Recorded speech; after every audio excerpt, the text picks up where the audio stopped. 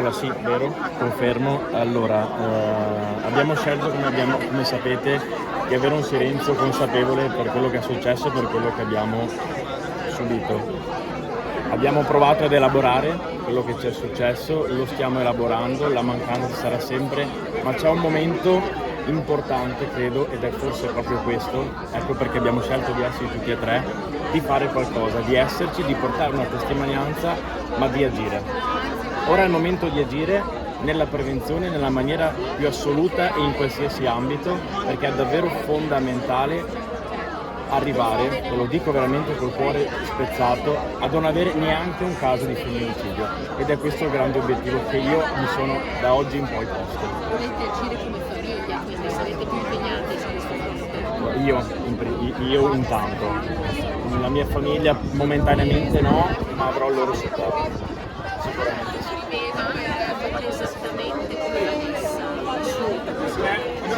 Esatto, assurdo, e ho provato un dolore, un'empatia grande per quello che è successo e non riesco ad accettarlo, e sono abbastanza allibito che le modalità siano le stesse e invece dobbiamo evitarla questa cosa. Lei ha detto denunciare è già tantissimo, che cosa dovrebbe fare più una donna? La denuncia è già un grande passo, la denuncia vuol dire arrivare con un carico emotivo importante, con davvero tante paure dentro, se non è riuscita a farlo prima, ma anche fuori se è cambiata lei. E deve anche fidarsi, e però deve avere delle risposte da quello che è un sistema o dalle persone che le stanno vicino. Ma perché viene chiesto di più della denuncia?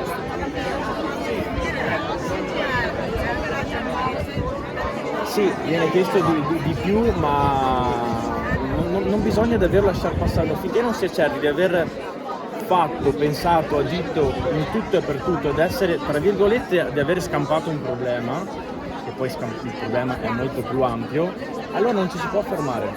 Dal primo momento in cui si legge che una donna ha fatto una denuncia.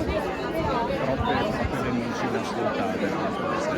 Bisogna ascoltarle tutte, piccole e grandi, non c'è distinzione, ascoltarle tutte, mettere in atto procedure e sistemi incisivi e trovare le risorse, scalare quelle che sono le priorità e trovare le risorse.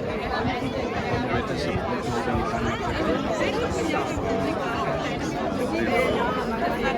Sicuramente di grande comunque dolore, da un certo punto di vista rabbia, perché continuiamo a vivere le stesse modalità, e quindi davvero non voglio quello che la nostra prima presa d'atto di oggi venga considerata solo una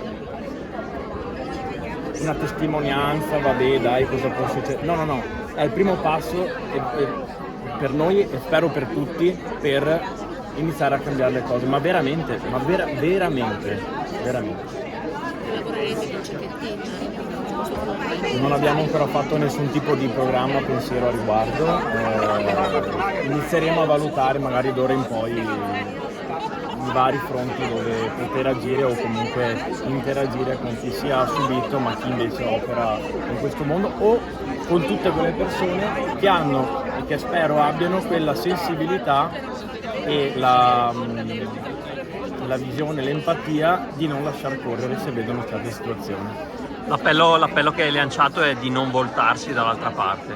No, lo ribadisco, l'ho detto al funerale di mia sorella, è non voltatevi. Non far finta di niente, perché sembrano che i problemi siano altri.